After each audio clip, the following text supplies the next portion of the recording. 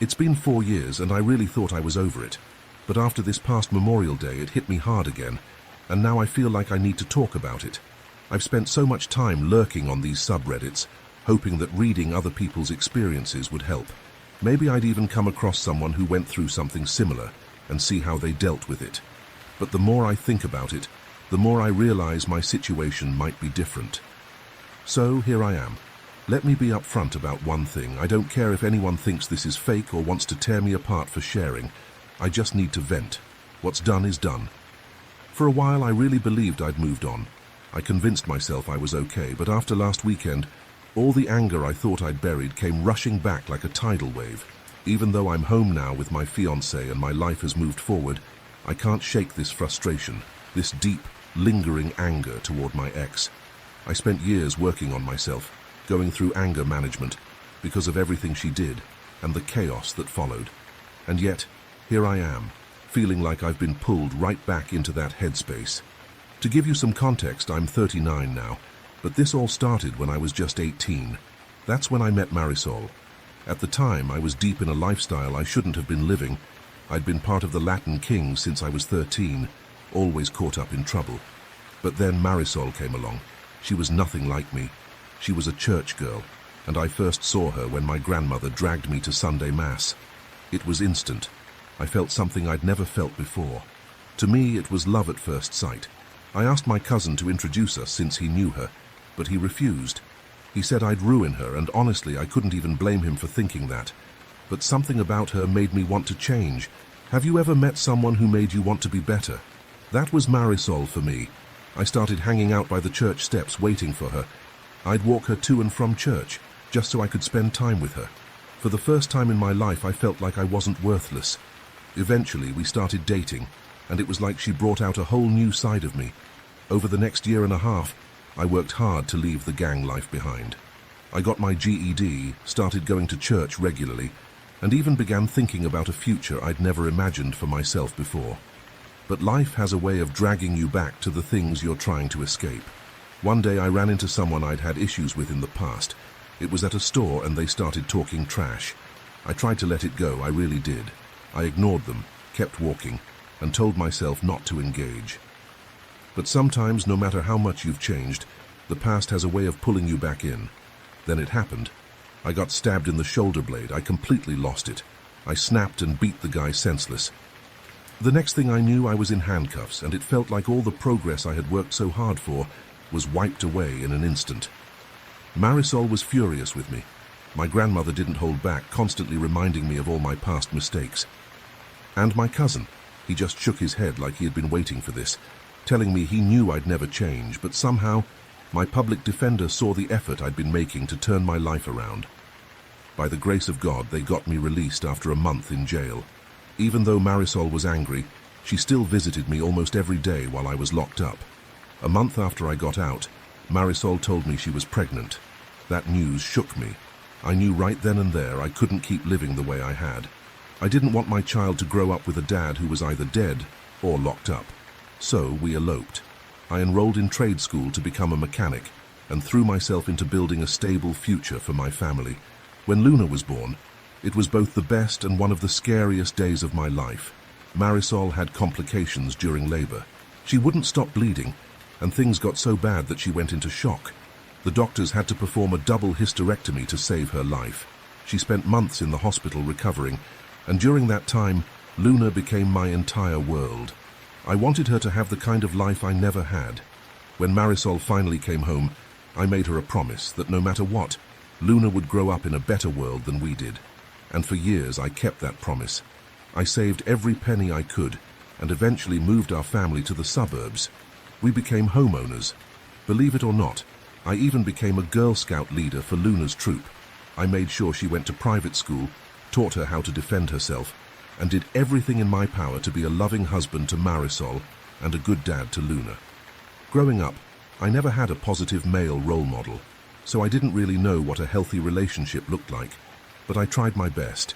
I watched TV dads and modeled myself after them. They became my blueprint for what a father and husband should be. Over time, things fell into place. I owned my own garage, my cousin became a pastor, and my relationship with Marisol grew stronger than ever. But then there was Luna. As she got older, things started to change. When she turned 13, it was like a switch flipped. She pushed me away, refused to let me hug her, rolled her eyes when I told her I loved her, and acted like my questions about her day were an annoyance. It crushed me, and Marisol noticed.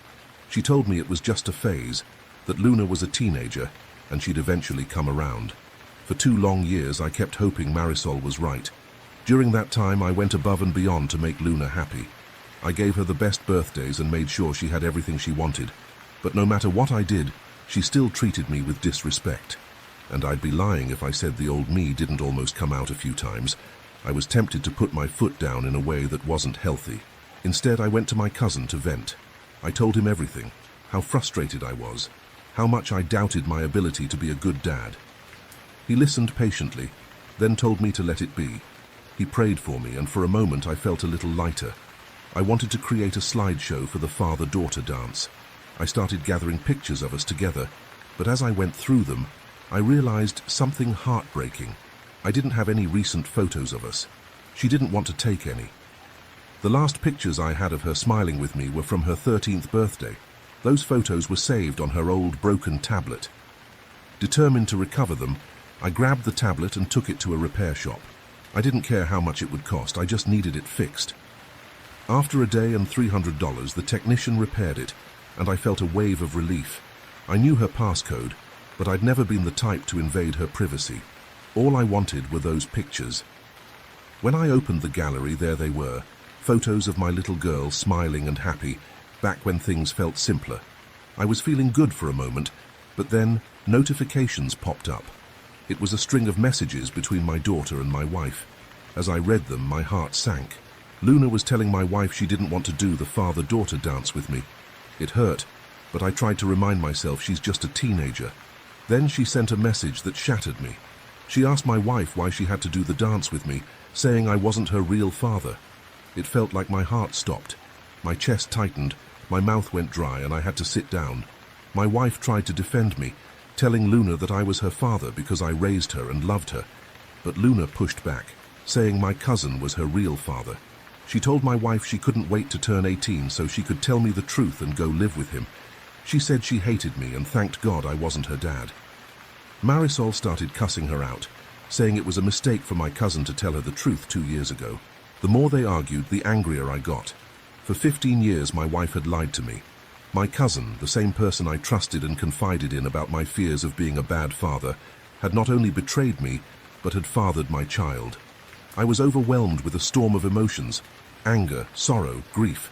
I wanted to scream, cry, and disappear all at the same time, but I knew I couldn't let myself do anything reckless. I told Marisol I needed to focus on work to save up for the quinceañera. Instead, I drove straight to Manhattan. There I met with my old public defender, who was no longer a rookie lawyer but the head of a successful law firm near Midtown East. To my surprise, he remembered me. He said I was his very first case as a public defender. We sat down and I told him everything. I handed over the tablet, and when he turned it on, the messages kept coming. This time they were between Luna and my cousin, her real father. He was trying to convince her to give me a chance, reminding her that I had always been there for her. But Luna told him he had been there for her too. It all started to click, why Luna and my cousin seemed to share so much in common. She even called him Pappy several times in their messages, and he responded by calling her his little girl. Sitting in my attorney's office, we laid out all the options. He asked me what I wanted to do, and I didn't hesitate. I told him I wanted to go scorched earth, to tear everything down. He asked me multiple times if I was sure, and each time I nodded. I also made it clear that everything had to be in motion before Luna's quinceañera in 2 weeks. We worked for the next 12 hours, meticulously planning every step. I followed his instructions to the letter. First, I quietly put my business up for sale. Then, I contacted Luna's private school to let them know I wouldn't be paying for the next year. I closed her college savings account and all the other savings I'd set aside for her future. Lastly, I prepared to list the house for sale. No one suspected a thing. For 2 weeks, I played my role perfectly, but every day it was a struggle. Marisol kept asking if I was okay, and I lied. It was painful to lie to her. I'd never done that before. Every kiss, every hug, every moment of intimacy felt like a betrayal of myself. All I wanted to do was scream at her. The anger was overwhelming. She had knowingly let me raise another man's child, my cousin's child. And my cousin, the person I saw as a brother, the godfather of my child, my best man when I eloped. He had destroyed everything. The day of the quinceañera arrived, and everything went off without a hitch. The family gathered, and Luna was smiling, laughing, and having a great time. Marisol kept glancing at me, sensing something was off, but I kept the mask on. When it was time for the father-daughter dance, I called Luna to the center of the room. She looked a little annoyed, but walked over. The music started, and as we danced, she smiled at me. That smile broke me. I had waited years to see her smile at me like that again, and now I didn't want it. Behind us, a slideshow of photos played, pictures of us over the years, memories I had cherished.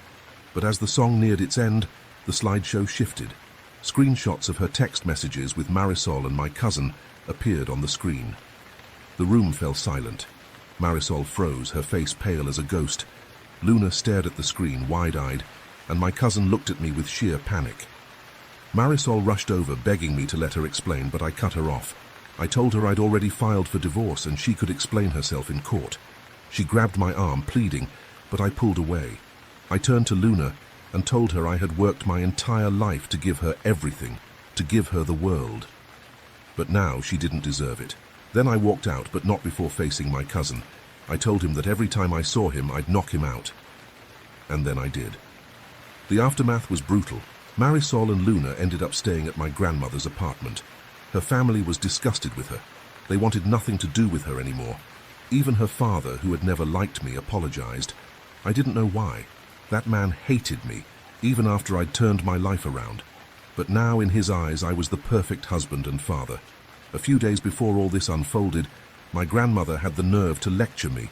She brought up the story of Abraham and how, after returning from battle years later, he raised a child that wasn't biologically his.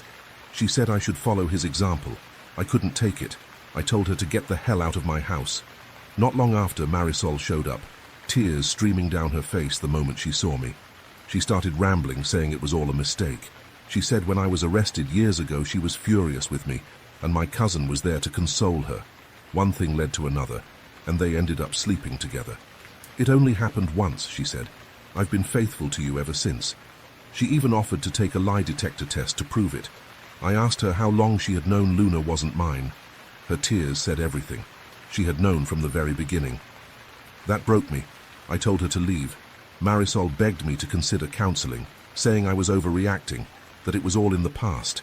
She insisted we could work through it because I was Luna's father in every way that mattered. But hearing her tell me to get over it just sent me over the edge. I must have yelled those same words back at her a dozen times while grabbing her things and throwing them out the door. In my rage, I called her a liar, and worse things I don't even want to repeat. Before shoving her out, I told her that the life I built no longer belonged to her. Weeks passed, and Marisol kept blowing up my phone, but I didn't hear a single word from Luna. Marisol was furious when she found out I had sold my business, and even more livid when she learned I had an open house scheduled to sell our home. She stormed in, screaming at the potential buyers to leave and begging me to reconsider. "This is our home," she yelled, "the house we raised our child in." But I couldn't see it that way anymore. To me, it was just a house full of lies. I told her I'd give her half the proceeds from the sale, but ordered her to leave before I called the cops. It was an empty threat. If she'd made a scene and played the victim, I would have been the one in cuffs. But to my surprise, she didn't. She left. Not long after that, my cousin tried to talk to me. I didn't let him get far. I punched him, dragged him outside, and slammed the door in his face. I refused any attempts at mediation. Marisol wanted to work things out, but I didn't. My mind was made up. I wanted a divorce. My attorney filed for a fast-track divorce, and 3 months later, we were in court. During that time, I barely spoke to anyone. I had read enough horror stories about the court system to brace myself for the worst.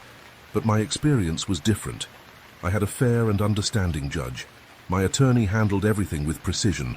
When Marisol's lawyer tried to bring up my past, my gang affiliations and arrests, as a way to paint me as a bad husband and father, my attorney shut it down immediately. The judge even scolded her lawyer for shaming someone who had turned their life around. My attorney presented all the evidence. We offered Marisol a lump sum alimony payment from the pending sale of the house and business. At first, she kept asking me to reconsider, but I stayed firm. When she realized I wasn't changing my mind, she finally agreed. The real shock came during the discussion about child support. My attorney submitted text messages from Luna's conversations with Marisol. The messages made it clear that Luna not only knew I wasn't her father, but that she couldn't wait to live with her real dad. She even wrote that she no longer wanted to live the lie. Marisol was stunned. She hadn't seen it coming. Afterward, my attorney filed a motion to have my name removed from Luna's birth certificate, strip my last name from hers, and relieve me of any financial responsibilities, since everyone now agreed that my cousin was her biological father. Marisol was absolutely stunned. She pleaded with me, begged me not to do this to Luna. She insisted I was her real father because I raised her. Her words sounded desperate, and as much as they should have moved me, they didn't. If Luna hadn't acted the way she did, if she hadn't written those cruel things about me, I might have reconsidered. There were fleeting moments when I wanted to reach out, to see if we could salvage some part of this mess. But every time I thought about it, I reread her messages to her friends, to her real father, and even to Marisol. Those words only hardened my resolve. To this day, I'm not sure what hurts more, being betrayed by someone you thought was the love of your life, or having a child, who you gave everything to, treat you like you're worthless. When the judge reviewed the evidence, she stayed silent for a long time, flipping through page after page of text messages. In the end, she ruled in my favor. I was no longer financially responsible for Luna, and my name was removed from her records. But my attorney didn't stop there. They filed another motion to hold my cousin accountable for child support and to sue him in civil court for all the money I'd spent raising Luna. Private school tuition, dance classes, Girl Scouts, horseback riding, every single expense. My attorney argued that my cousin committed fraud by allowing me to raise his daughter without ever stepping up to help. It was a long shot, but the judge agreed. I didn't look at Marisol when the ruling came down. I didn't listen to her cries as I left the courtroom. I didn't care about her protests or her claims that she had only cheated once and been faithful ever since. None of it mattered anymore. A few weeks later, Marisol called me, furious that I had stopped paying for Luna's private school and extracurricular activities. I told her to take it up with her baby daddy and hung up the phone. Then, for the first time since everything started, Luna called me. She was crying, saying she didn't want to go to public school, that they were moving back to the old neighborhood, and that it was terrifying. She begged me to let us be a family again. Her words lit a fire in me. I told her to turn to her real father for help, the man she'd chosen over me. I reminded her that I'd read all the messages where she was so relieved I wasn't her dad, calling me a hoodlum. And even though I hadn't lived that life since the day I found out I was going to be a father, those words cut deeper than I ever imagined. I hung up on her. I'd be lying if I said I didn't think about ending it all. There were dark moments when I even thought about ending my cousin, but instead I made him pay. The courts ordered him to pay me $500,000, a sum I kept entirely, since Marisol had already agreed to a lump sum settlement. I didn't care that the money came from the church. I was broken and bitter, and that bitterness fueled me to move forward. Not long after, I left New York altogether. I chose Idaho at random, a place as far from my old life as I could imagine. I opened a new shop, bought a house, and started over. But the scars didn't fade easily. For 2 years, I struggled with trust issues. I went to therapy, anger management classes, and even rage rooms. Slowly, I began to piece myself back together. Oddly enough, it was at church that I met Jocelyn, my fiancée. She was 30 at the time, and we clicked instantly. From the beginning, I told her everything, about my past, my struggles, and my trust issues. She listened, understood, and stayed by my side. About a year later, Jocelyn shared the news that I was going to be a dad. She even suggested I take a DNA test, just to have peace of mind. It wasn't something I'd considered, but I appreciated her understanding. For the first time in what felt like forever, I remembered what it meant to feel truly happy. When my son was born, I was overwhelmed with joy. He was everything I didn't know I needed. That day I picked up the phone and called my grandmother, the first time we'd spoken in years. She broke down crying. When I told her about her great-grandchild, she immediately insisted we come to New York so she could meet him. She pulled the guilt card, reminding me she was 90 and didn't know how much time she had left. I couldn't say no. So we flew to New York, rented a car, and made our way to Bushwick. From the moment we arrived, I was reminded why I'd stayed away. In the old neighborhood, it only takes seeing one familiar face for the entire block to know you're back. My grandmother was thrilled to see my son and meet Jocelyn. She made a harmless but pointed comment in Spanish about Jocelyn being white, which I brushed off with a nod and a smile. I wanted this visit to be peaceful, just a week to show Jocelyn the city and do all the touristy things she'd never experienced. It was her first time in New York, and I was determined to make it special. But of course, life had other plans. I heard someone shouting my name from the street. When I looked out the window, I saw Marisol. It took me a second to even recognize her. She'd gained a lot of weight, but her voice hadn't changed. My grandmother nudged me to go talk to her, and even Jocelyn thought it might be a good idea. Reluctantly, I went downstairs. At first, neither of us said anything. Then, out of nowhere, the anger I'd buried came rushing back. She started with small talk, saying I looked good and that she, well, didn't. She confessed she missed me and claimed she hadn't been with anyone since the divorce. I stayed silent, ignoring her attempts to connect. Then she dropped a bombshell. Apparently, I was a grandfather. Luna had gotten pregnant at 18 by a decent guy who joined the Marines to support them. Her biological father, the cousin who'd betrayed me, wanted nothing to do with her. He paid child support but refused to acknowledge her or the baby. Marisol told me Luna had named the baby after me. That was the last straw. I couldn't stand to be around her any longer. She begged me to wait because Luna was on her way over, but I couldn't do it. I walked away and went back upstairs. Jocelyn didn't need me to explain. She could see the pain written all over my face. Without saying a word, we packed up and left. As we were heading out, Marisol stood there watching us. She looked at Jocelyn like she was the other woman. Without missing a beat, Jocelyn introduced our son to her. "I'd like you to meet his biological child," she said calmly, her words sharp enough to cut. Marisol tried to stop me from leaving, insisting that Luna regretted everything and wanted to make amends. Jocelyn, ever the peacemaker, encouraged me to give Luna a chance. Reluctantly, I gave Marisol my number so Luna could call me. Then we drove off. But as we pulled up to a red light, I spotted my cousin by a food stand. Something inside me snapped. I got out of the car and stormed over to him. Before I knew it, my fists were flying. All the pain, anger, and betrayal poured out of me in that moment. Jocelyn was screaming, pleading for me to stop, but I couldn't hear her over the rage. When I finally looked up and saw the fear in her eyes, it hit me. I stopped, spit on him, and walked away. I'm back home now, focusing on work, being a father and being a good fiancé to an amazing woman.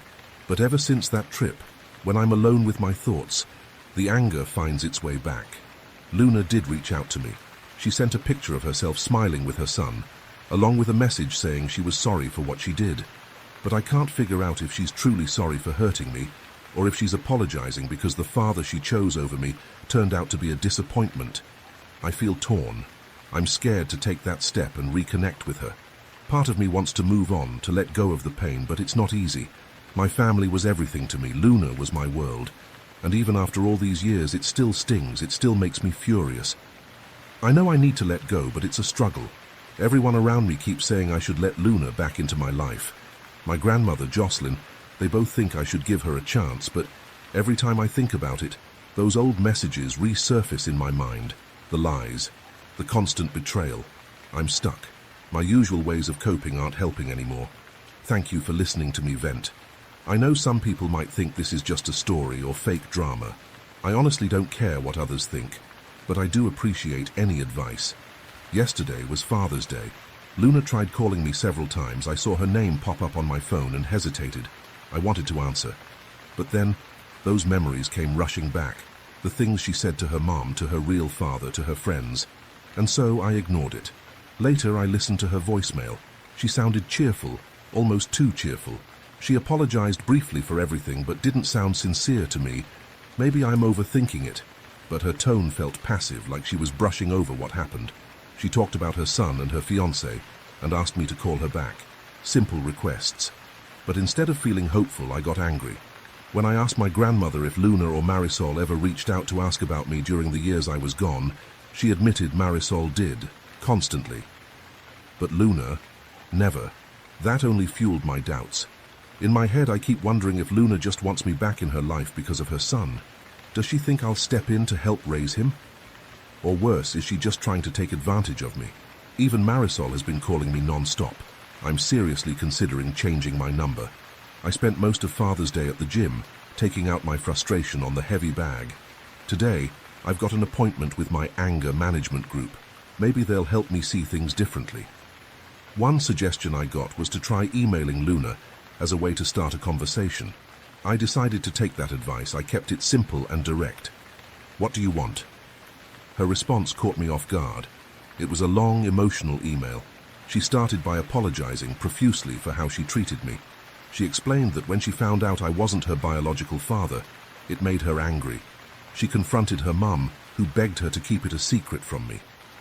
Feeling betrayed and lost, Luna turned to my cousin, her biological father. She said he filled her head with stories about my past, my mistakes, my violent history, things I'd worked hard to leave behind. Those stories made her see me differently, and as they spent more time together, she started pulling away from me. She admitted that she felt guilty at times, but said my cousin always reinforced her anger toward me. The night of her quinceañera, as we danced, she realized how much I loved her, but then the messages I discovered were shown to everyone, and it all fell apart. In the aftermath, Luna said my ex's family told her to stay away from me and give me space, so she listened, even as she watched everything crumble around her because of what she'd done. She ended the email by saying she understood why I walked away. But even so, she wanted to reconnect. Her grandfather told her over and over again that I loved her, that I was the one who raised her, and that despite everything I'd seen in those messages, I'd still do the right thing, and she believed him. After the divorce, her mum hit rock bottom. She stopped talking to Luna, barely 8, and seemed like she was just going through the motions of living. When Luna found out my name had been removed from her birth certificate, she said it triggered a full-blown panic attack. Her mum told her they'd have to move back to Brooklyn. When Luna asked what would happen to her life at school, her mum's only reply was, "That was the life your father gave you, and he's not your father anymore." Desperate, Luna called me. She begged me to talk to her, but I was furious. I cursed her out and hung up the phone. She told me she cried for days. She tried reaching out to my cousin, the man she thought was her real father, but he ignored her completely. She even showed up at his church hoping for some kind of connection, but he told her to leave and called her a mistake. Her mum shut down completely, locking herself in her room most of the time. She only came out for the bathroom or a shower. Luna tried to talk to her, but the few times she managed to, her mum blamed her for everything, calling her ungrateful and saying she was the reason their family had fallen apart. Eventually, her grandfather stepped in. He told her mum that it was her infidelity that destroyed the family, not Luna. After that, her mum retreated even further, staying locked in her room. Luna started spending as little time at home as possible, which is how she met the father of her child. He worked at the corner bodega. They were the same age, and after a few months of talking, one thing led to another. She ended up pregnant. Her grandfather was furious at first, but when her boyfriend promised to marry her, it softened things a bit. Luna said that in a way her pregnancy was a blessing. Her mum started talking to her again, and even left her room to go with her to every checkup. Being a pregnant senior in high school wasn't easy, but she made it work. A month before her baby was born, she graduated. Her boyfriend had already enlisted in the Marines and wanted to elope before he left, but Luna wanted a proper wedding. Her boyfriend was fine with naming their son after me. Apparently his own father had been absent, and the name he carried was a reminder of someone who didn't want him. When Luna heard I was in town, she rushed to see me, even getting a speeding ticket on the way to my grandmother's apartment. She wanted to apologize. She wanted me to meet her son. She just wanted to see me. But she didn't make it in time. She said she cried when she realized she'd missed her chance. When Marisol finally gave Luna my number, Luna was eager to call me right away, but the whole neighborhood had already heard about what happened between me and her father. They were all talking about it. Luna held off on reaching out, and when she found out I'd moved on and had a son, she was happy to learn she had a little brother. But Marisol, on the other hand, seemed to sink deeper into sadness. I couldn't help but feel sorry for her. After reading Luna's email, I called Marisol to ask her if what Luna said was true, that she hadn't spoken to her for years, and blamed Luna for the end of our marriage. Marisol admitted it. At first I was furious and raised my voice, but when I heard her crying, I calmed down. I told her to move on and find someone else, but she refused. She said, "You'll always be my husband." It was heartbreaking to hear that. I then asked my grandmother to go see my cousin so I could talk to him directly. The moment he heard my voice, he broke down and begged for my forgiveness. I asked him point blank why he hadn't been a father to Luna. His answer shocked me. He admitted that he'd poisoned her mind against me. He confessed that his feelings for Marisol had turned into jealousy when I came into their lives. He said when I was arrested, he comforted her and manipulated her, but it didn't last long. She eventually pushed him away. Yet by then it was too late. When she found out she was pregnant, both he and Marisol knew the baby was his, but it had to be kept a secret. Marisol saw her hysterectomy as punishment for the infidelity, something that weighed on her conscience deeply. As Luna turned 13, my cousin's envy was still a heavy burden for him to carry. He wanted to ruin my life out of bitterness. And in the end, he succeeded. I told him that when we meet again, it'll be in hell, and I'll be the one to make him suffer for eternity before hanging up. Jocelyn was there for me, reminding me that everything would be okay. Luna and I continued to exchange emails. On the 4th, I spoke with her for over an hour. She cried for most of it. I even had a conversation with her boyfriend who, to my surprise, asked for my permission to marry her. At first I thought it was a little odd, but I respected his honor. My wedding is next month and Jocelyn thinks I should invite Luna. At the same time, Luna asked if I'd be willing to give her away at her wedding in November. My future father-in-law sat me down and said he didn't quite understand my situation, but he respected the path I'd taken, especially since it led to the safety and happiness of his daughter. He said I gave him a grandson and a future son-in-law he'd do anything for. It made me laugh, but he also told me I needed to let go of the anger and start forgiving, though never forgetting. He's right. So we decided to invite Luna to the wedding. He even offered to pay for her plane ticket. Her fiancé said he'd work it off at my garage when they arrive. I'm starting to like him. As for giving Luna away at her wedding, I'm still undecided. We'll see how things go at mine first. Thanks again to everyone who offered advice and sent supportive DMs. No one was rude, and it truly helped me more than I can say. I'll update if anything major happens, but for now I have to focus on getting everything ready for my wedding next month. This might be my final update. So much has happened in such a short amount of time. Once again, thank you to all the kind people in the DMs. Of course, there were some hate messages, but honestly, all I can say is, until you've gone through something similar, don't judge how I felt or what I did. As the wedding approaches, I'm walking on eggshells, but Jocelyn has never looked happier. My in-laws were completely freaking out over how many people were coming. Honestly, it felt like the entire town showed up.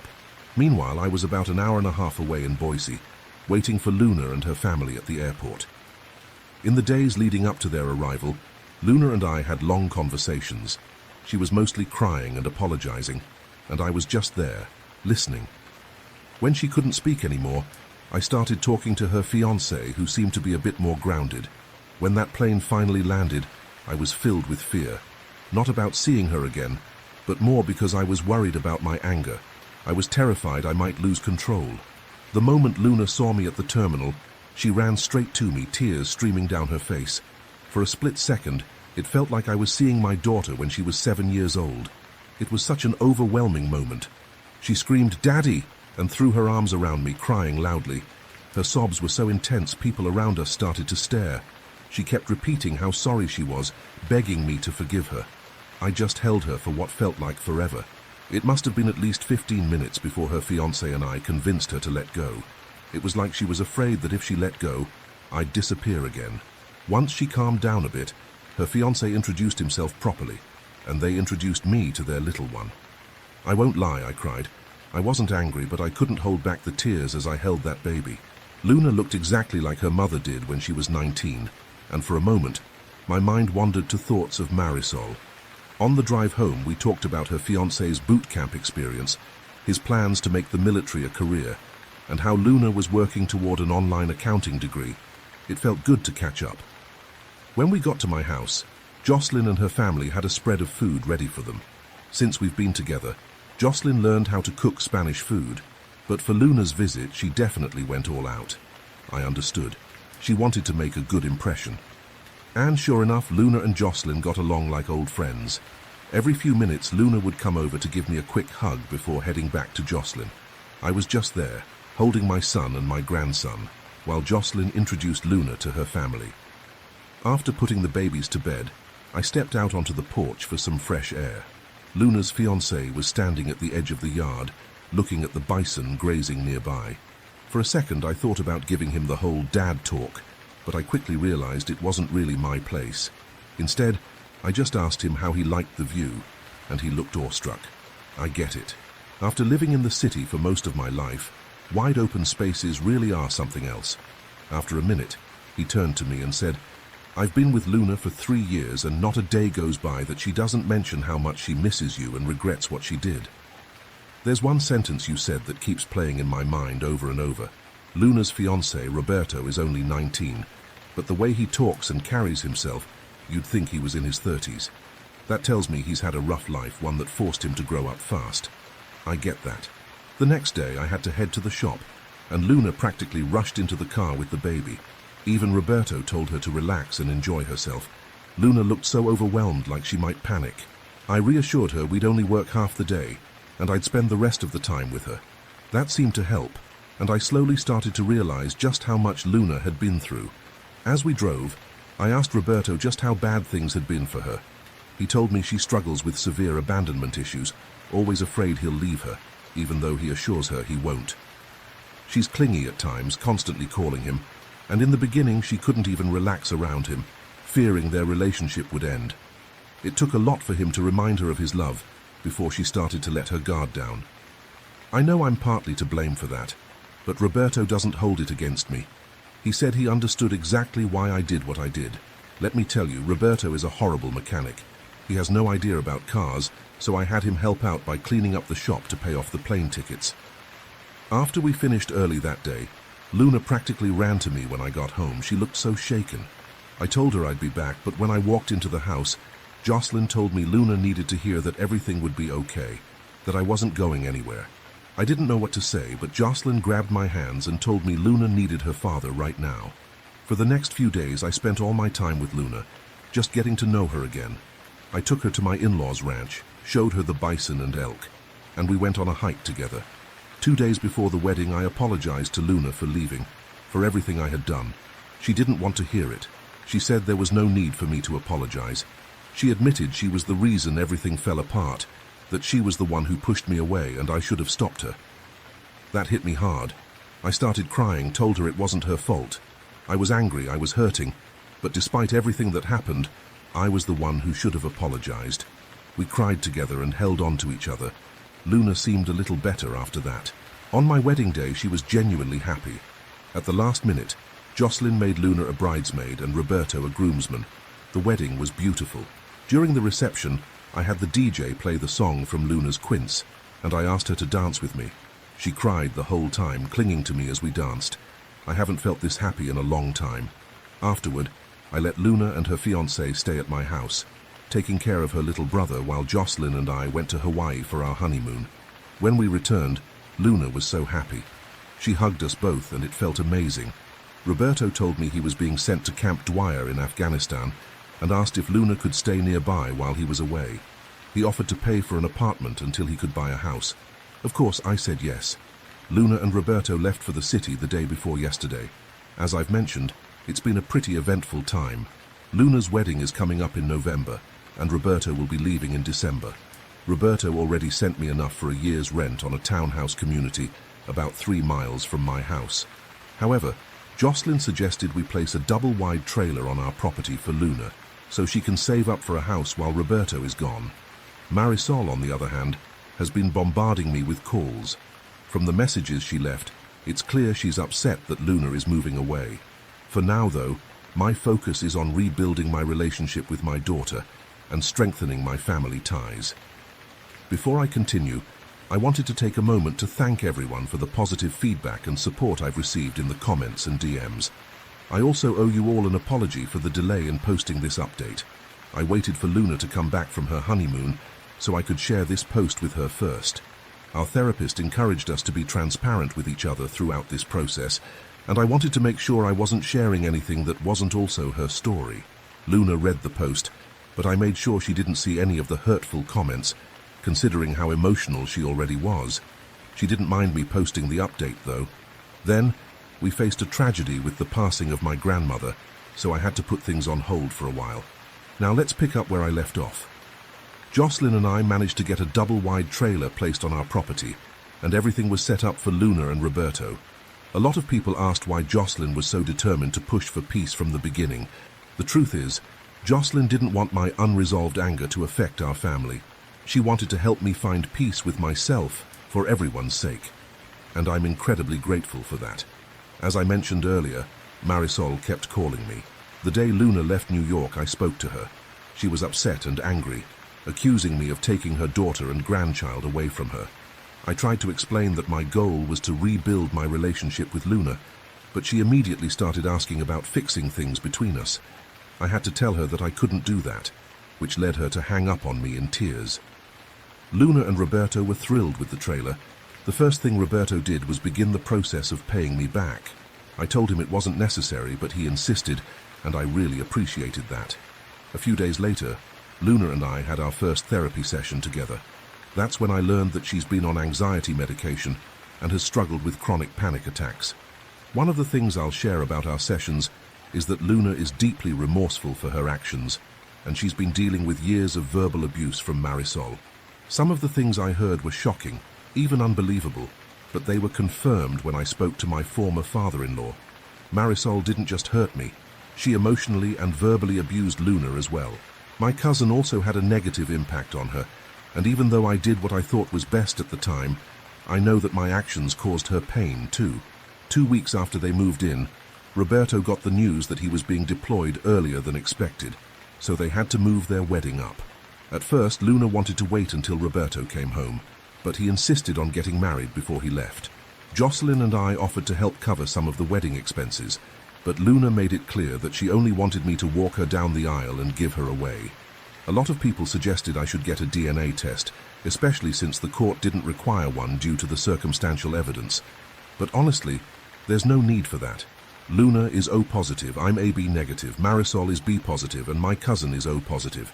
But despite everything that happened, Luna is still my daughter. I know many people wished I hadn't been so consumed with rage. The wedding had to be small since it was being held on my in-laws' ranch. I invited my former father-in-law, Roberto's mother, Marisol, and my grandmother. Out of all of them, only 2 RSVP'd. My grandmother couldn't make it because she was unwell, and Marisol ended up in the hospital for trying to harm herself. Luna was devastated by the news, and honestly I was furious at Marisol for expecting Luna to return to New York to care for her. In the weeks leading up to the wedding, I got some incredible news. I was going to be a father again, and I was beyond excited. Roberto had a rough time learning how to break a horse, but I was there to help him. I even started teaching him a bit about fixing cars. I've got to say, I really liked this kid. The day before the wedding, my former father-in-law and Roberto's mother arrived. His mother is such a kind woman, and I told her how much I admired her for raising such a great son. My former father-in-law as stoic as ever, and I had a conversation. He told me he was disappointed in me for leaving, but given everything that had happened, he understood. He just wished that his daughter would move on too. On the wedding day, Jocelyn was by Luna's side as her maid of honor. It was incredibly emotional for me walking her down the aisle. I tried not to cry, but it was impossible. It was even harder for Luna. During the reception, we played the song from her quinceañera for our father-daughter dance. She held on to me the entire time. For those wondering, the song is Cinderella by Stephen Curtis Chapman. Things started to feel more normal during their honeymoon. I had planned to post an update before they returned, but just before they came home, my grandmother passed away. This hit me hard because she wasn't just my grandmother, she was my mother. I never knew my biological parents. Both of them passed away in a car accident when I was just a few months old, and my grandmother raised me alongside my cousin. We went to New York for the funeral, and my grandmother was laid to rest in Cypress Hill Cemetery. Even though my family was there to support me, I didn't feel angry during the funeral. I didn't acknowledge my cousin at all, and as we were leaving, he tried desperately to talk to me, almost begging for me to yell at him or hit him. For some reason, me ignoring him hurt him more than anything else I could have done. A few days before we headed back to Idaho, Luna and I visited Marisol in Bellevue. She was happy to see us, but sad she had missed the wedding. We thought everything was going smoothly until it was time to leave. Then, out of nowhere, she started crying and begged the orderly to let her go home with her husband. She looked at me and said, "I want to go home with you." "You're the love of my life, please just take me home." I couldn't hold back my tears as they helped her away. Luna broke down too, and we both struggled to find the strength to leave the visitors' lounge. My former father-in-law shared with us that Marisol had never been the same after the divorce. He said she still celebrated my birthday and our anniversary, but she never seemed to move on. She isolated herself and had been verbally abusive toward Luna for years. It wasn't until Luna's pregnancy that something shifted for her. He reminded us that even though she had been kind to Luna for the past 13 months, it didn't erase the years of neglect and emotional abuse. He hoped the hospital could provide the help she needed. Jocelyn told me that in order to truly heal, I'd need to forgive Marisol, so she could find a way to forgive herself. Right now, as I'm writing this, things are settling down. Jocelyn and I are closer than ever. Roberto left for Saudi Arabia last week, and Luna's trying to stay strong while he's gone, though she's struggling.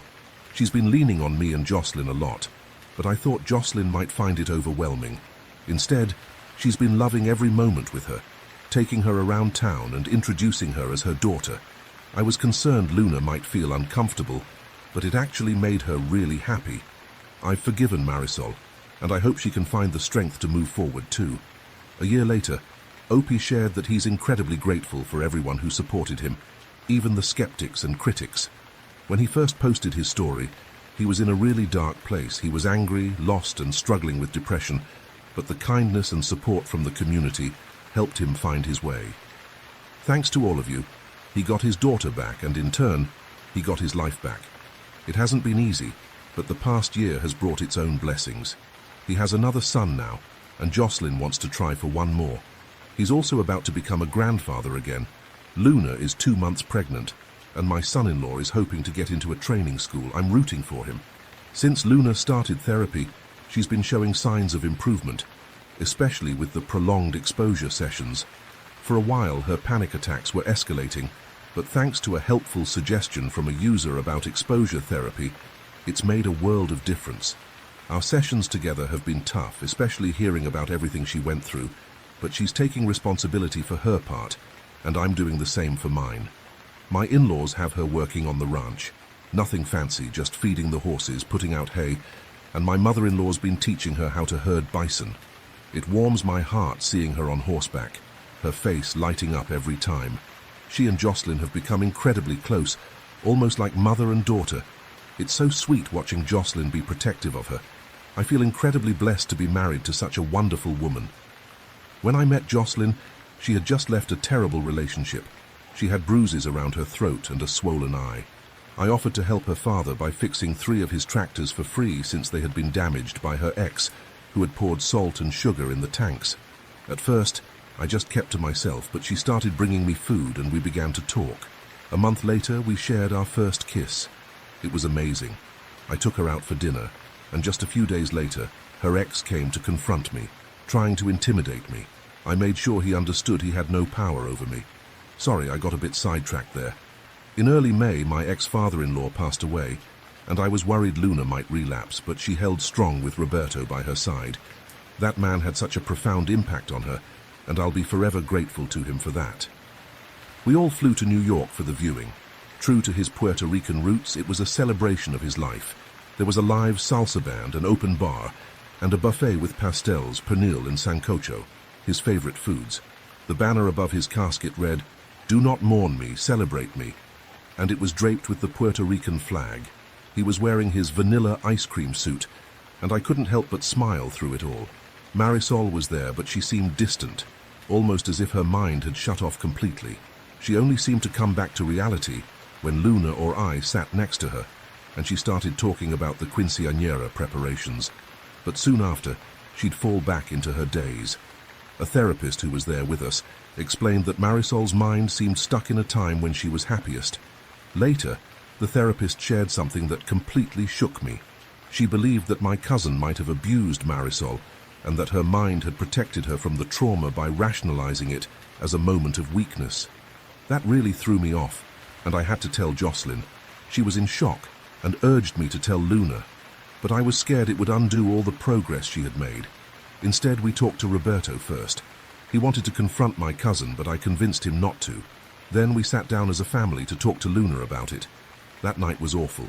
It was one of the worst nights I've had in a long time. 2 days after the burial, we had another incident. My cousin showed up uninvited and caused a huge scene. He was drunk, and honestly, I was furious. I really wanted to take him on, but instead, I told him to leave. Roberto had to hold me back, and my cousin started shouting that he'd always been better than me and always would be. He said that if it weren't for him and his daughter, I wouldn't have turned my life around. So in a strange way, he thought he was responsible for me becoming a better person. That made me even angrier. I was so livid that I practically lifted Roberto off the ground, trying to get to him. But then Luna stepped in. She punched him in the mouth and just started hitting him. She was yelling, crying, and full of rage. I paused for a moment, but Roberto pulled her off him. And just as my cousin was trying to get up, Jocelyn stepped in and knocked him out, even breaking her index finger in the process. Afterward, we had a family meeting and decided we needed to move Marisol to a mental facility nearby. She's really got no one else left. We also agreed that therapy would be a must, and Luna is doing her best to cope with the devastating truth that she might be a product of abuse. Before all of this came to light, I had been planning to adopt Luna. Legally, she's no longer my daughter, but I've been wanting to make it official again. I'm just not sure if the timing is right yet. I'm open to any questions you might have. I owe a lot to this community, and I'm grateful for all the support. God bless you all. What a roller coaster this has been. It just seemed like it kept going and going. That was the last update from Opie on that particular post, and I just want to take a moment to apologize for mispronouncing some of the Spanish words and names. I'm sure I messed a lot of them up. Now I want to hear from you. What do you think about all of this? Let me know your thoughts down in the comments. I really appreciate you taking the time to read this. It's been a long one, but I'm thankful you're here.